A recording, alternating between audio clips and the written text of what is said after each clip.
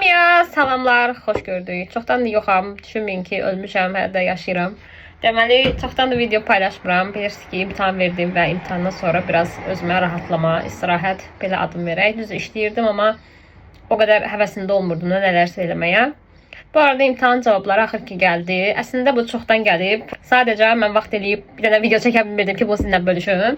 Bu arada üstə bura qoyuram nəticələri, orada görəcəksiniz. Deməli imtahanın birindən 87, birindən 61 və birindən də 91 almışam. Əsas olaraq nəticə oydu ki, 50-nin üstünü keçmək. Mən zaten 50-nin üstünü keçməyə bəs eləyirdim. 61 yığdığım o dediyim hansı ki sizlərlə bölüşmüşdüm. Ən çətin olan 2 saat davam edən imtahan idi. Biraz ağır idi, amma ki şükürlər olsun ki 50'nin üstüne əsas onu keçmişəm. Biraz ondan çox narahat idim. Amma başqa heç bir narahatçılığım yox idi. İmtahanın cavabları 27'si, elə bil ki 26'sında 27'si keçən gecə saat 12 keçəndən sonra verdilər. Təsəvvür edin ki, sayta girmişəm, sayt dolmuşdu. Yəni o qədər insan girirdi ki sayta, nəticələri görə bilmirdim. Biraz da sinir krizi keçirdim falan. Nəysə sonunda cavablarım gəldi. Xoşbəxtəm nəticəmdən, çox da məmnunam nəticəmdən. Aradan 6 həftə keçəndən sonra, yəni yazılı imtahandan bizə yenidən məktub göndərdilər. Belə bir məktub göndərdilər bizə, hansı ki, deməli bizi yenə çağırırlar imtahana. Bilmirəm, burada tam görsənməyəcək, yoxsa görsənəcək. 3 iyulda bizi imtahana çağırırlar, yenə saat 10'da. 20 dəqiqə davam edəcək yazıblar. Əslində 20 dəqiqədən də az olur sadəcə. Yəni 10 dəqiqə orada yazdığın şeylərə baxırsan, hansı ki hissə dediyim 4-cü hissədir bu. 4-cü hissənin cavabı yoxdur, bunu biz görmürük. 4-cü hissənin cavabını biz əldə edirik həmin bu 10 dəqiqəlik danışıqda. Deməli gedirik ora, ilk növbədə nə yazmışıqsa onu bizə təzədən geri verirlər. Tam olaraq vermirlər də, yəni sadəcə baxmaq üçün nə yazmışıq onu oxuyuruq ora. Sualların demək olar ki heç bir yadımda qalmayıb, heç birində qeyd eləməmişəm. Çünki nə bilim təxmini mövzuları bilirəm, onlarla bəs eləyir. Zaten orada yazılan sualları ağlımda saxlayacaq qədər o halda deyildim də imtahandan sonra. Amma sizdə belə bir şey varsa özünüz üçün yazın, imtahandan çıxanda ağlınızda olan hamısını yazın eləyin. Mən yazmadım, amma təxmini bütün mövzuları bilirəm nədən suallar düşmüşdü. Deməli bizi indi çağırıblar bu imtahana, hansı ki mən bu imtahan üçün təxmini 2 saat yarım yol getməliyəm. Olsun, 20 dəqiqə üçün gedəcəm ora. 10 dəqiqə danışıq olacaq. 10 dəqiqədə böyük ehtimalle o kağızı verəcəklər ki, oxuyaq görək nə yazmışıq, nə eləmişik. Bununla da bu 3 iyulda verəcəyim imtahan ilə inşallah ki, bunu da yaxşı versəm, orada mənə kağız verəcəklər ki, Ausbildingi uğurla başa çatdı. Həmin o kağızdan sonra da artıq rahat şəkildə işləməyi təbii ki gözləyirəm. Bu arada mən artıq sənədlərimi hazırlamışam. Əlavə olaraq görüş götürmüşəm. Çünki burada bilirsiniz ki, hər şey sənəd işləridir. Mənim də Ausbildingdə bitirəndən sonra iş icazəsinə ehtiyacım var. Ona görə də sənədlərim də hazırdır. Bu arada mən demişdim də, yəni mən hələ ki öz şirkətimdə qalıb işləməyi düşünürəm. Burada görürsünüz, nə bilim, iş müqaviləsidir. Burada imtahanın da vaxtını əlavə kopya eləmişəm ki, yəni orada deyəcəm ki, aynı 3 imtahanım var. Ölçündən sonra işləmək istəyirəm deyə. Burada nə bilim, son 3 ayın maaş bodrosu da, türklər demişkən, onlar var. Burada nə bilim, evin yaşadığım bu evin nə qədər ödəyirəm, nə qədər böyüklükdədir. Sonra burada görürsünüz, Verlängerungsaufenthaltstitel. Deməli, məndə artıq o vaxtı oturum aldığım üçün mən bir dəfə bunu doldurmuşam. İndi də uzadılması üçün yenə doldurmuşam.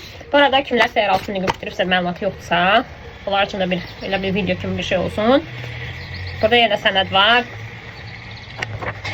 Axır ki də, yəni burada mənim AOK-dır, sağlıq sığortasıdır, Ausweis'ımın şeydir. Bunu da kopya eləmişəm, yəni hər şeydə, yəni Ausweis'in əlavəsidir. Bunlar hamısını hazırlamışam. Əslində mən heç bir hazırlamamışam. Pasportumu da kopya eləmişəm. Pasportun əslini götürmək lazımdır. Yəni bax, belə sənədlərəm. Hamısını axır ki hazırlanıb. Bunlar mən heç biri hazırlamamışam. Bunlar mənim yəni öz şirkətim hazırlayıb. Amma hər şirkət bunu eləmir. Yəni çox şirkət Erklärung zum Beschäftigungsverhältnis bunu verir. Bir də ki iş müqaviləsini verirsə, bu 2 sənədi zaten iş yeri verməlidir. Qalan sənədlərdə özünüz yığırsınız. Hansı ki öz pasportunuzdur, Ausweis'ınızdır, nə bilim AOK-dır. Ondan sonra yaşadığınız evin müqaviləsidir. Yəni axır ki də belə şeylər, bunlar hamısını demək olar ki siz özünüz edirsiniz. Amma bizdə işdə sağ olsun müdürümüz həqiqətən çox yaxşı insandır o barədə. Bütün sənədləri hazır eləmək olsun.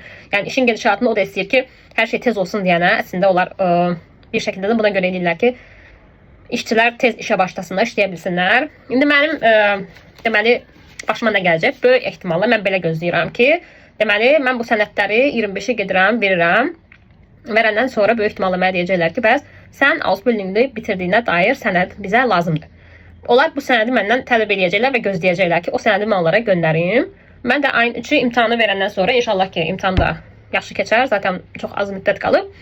O sənədi onlara göndərəcəm və onlar mənə böyük ehtimalla keçici olaraq fiksion beşayning, burada belə ad deyirlər, o verəcəklər. Keçici olaraq da böyük ehtimalla hələ ki, mənim pasportum falan böyük ehtimalla sonradan gələcək, oturum falan sonradan gələcək. Yəni o qədər tez düzəltməyəcəklər. Amma işləməyə icazə verəcəklərini gözləyirəm. Yox, əgər verməsələr nə olacaq? Onlar verənə kimi mən onları gözləməli olacağam. Çünki bizdə iş yerində elədir ki, yəni icazə gəlmirsə işləməyə qoymurlar. Yəni bəzi yerlər var ki, görmüşəm ki, iş icazəsi gəlməsə belə, yəni onlar bilirlər ki, iş icazəsi gələcək və deyirlər ki, hə, gəl işdə problem yoxdur. Amma bizə elədir ki, biraz qorxurlar. Yəni nə də olsa McDonald's böyük firma olaraq istəmirlər ki, adı pis səslənsin, belə deyim də. Hə, beləncə bir şey. Hə, yoxluğumuzun da səbəbi, dediyim kimi, gördüyünüz kimi sənədlər falan da hazırlayırıq. Həqiqətən başım qarışıqdır. Biraz da özümə istirahət verdim, biraz özümə vaxt ayırdım. Bayağı istirahətlərim oldu. Sonraki hissəni göstərilməsində Ausbilding bitəndən sonra nə olacaq? Mən bu sənədlər hamısını gedəcəm, verəcəm. Ausbildingbehörde, yəni də oradan sonra cavab gözləyəcəm ki, mənə nə deyəcəklər. Ona əsasən də həll eləyəcəm. Bu arada bu sənədlərdən əlavə bir də pasport şəkli lazımdır. Bizim Ausbildingbehördelər biraz pis işləyirlər. Pis işləmək deyəndə, yəni belə deyim ki, əvvəllər heç bir görüş sizə lazım deyildi. Rahatca içəri girib, oradan bir dənə kağız çəkirdiniz, sıranız gəldi içəri girirdiniz. Artıq elə bir sistemi də qaldırıblar. Bu Erlangen bölgəsində yaşayanlar varsa bilirlər. Artıq məktub, e-mail yazmalısınız.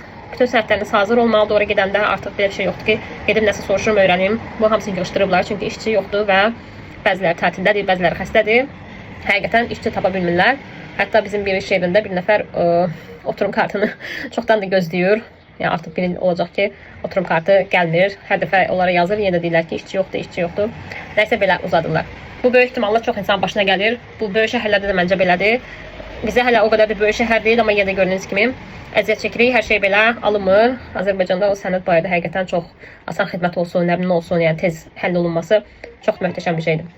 Hə, bu arada sizə çox incidim, yəni çoxdan yox idim. Bir insan bir yazar, soruşar, hardasan, neyinirsən, nə qarsan. Heç bir fanım yəni belə bir şeylər yazmır. Ayıb olsun. Növbəti dəfələrdə sizdən mesajlarınızı gözləyirəm. Bu qədər. Növbəti videomu ümid edirəm ki, bu imtahan ayın 3-də artıq imtahana keçmiş şəkildə sizdən paylaşaram. Görək bu oturum icazəsi, iş icazəsi necə gedir, onu da sizdən paylaşmaq ümidi ilə. Bu arada əgər kiminsə məlumatı varsa Ausbildingdən sonra, məsələn bitirən kimi sabahsı gün işə başlaya bilirmi? Yəni bu amma yoxsa başlaya bilmirmi? İcazə mütləq gəlməlidirmi? Yəni belə bir şey haqqında məlumatı olan varsa xahiş edirəm, aşağıda yazsın. Düzdür, mən özüm nəticəni gözlə olaraq yaşayacağam. Amma kimisə artıq belə bir təcrübəsi varsa bizdən paylaşa bilər. Məmnun olarıq. Çox sağ olun, özünüzdən müğayət olun.